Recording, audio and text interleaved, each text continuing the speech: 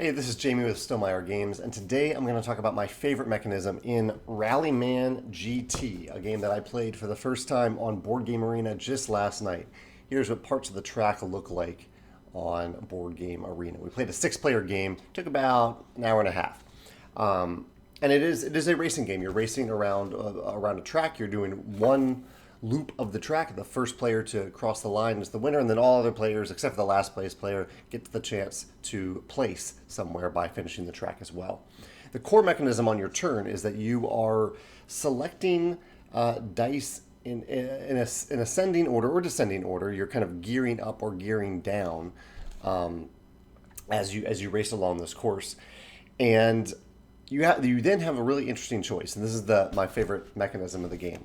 You have the choice to roll the dice one by one, which also lets you kind of change the dice along the way. And there are some dice where you can just coast as well, so they're still dice, but they represent coasting rather than a change in the gear. You can either do that one by one, gaining information along the way, but not gaining anything else. And what this can do is it can help mitigate the risk along the way of spinning out. Because each of the dice, as you go to the higher and higher gears, have an increased risk on those dice of getting a caution. And if you get too many cautions, I think it's just if you get 2 cautions, you spin out, and that can result in a loss of your turn. So you have that option, dice by die, or you can just go flat out. I think that's the term in the game, go flat out, and that means you roll all of those dice at the same time and see what happens. And sometimes you might be only using dice with lower gears, 1s, 2s, 3s, maybe 4s, and so your risk is a lot lower. You might be coasting, the risk is a lot lower. But sometimes you might have a 5 or a 6 in there, or even a 4 is a fairly high risk, and you might spin out there. But if you don't, you get focus tokens. I don't even know the math behind how many tokens you get. It might be per die rolled, something like that. I don't know. But you get focus tokens if you go flat out.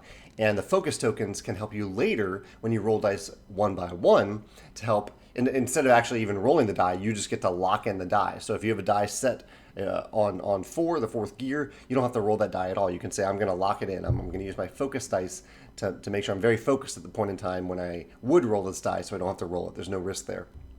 So there's a really nice reward if you go flat out.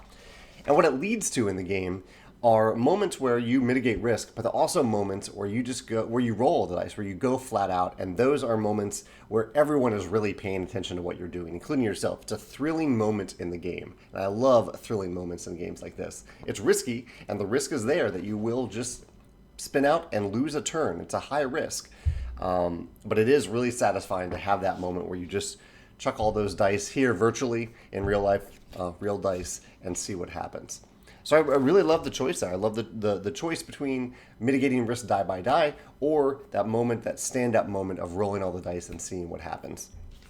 That's my favorite mechanism in Rallyman GT. I'd love to hear yours, or if you can think of another game, racing game or otherwise, where you have the choice there. You can kind of go step by step carefully, or you can do maybe it's dice, maybe it's something else, but do everything all at once and just see what happens and get a nice benefit if you pull it off, and a little bit of a punishment if you don't. I'd love to hear your thoughts in the comments below. Thanks.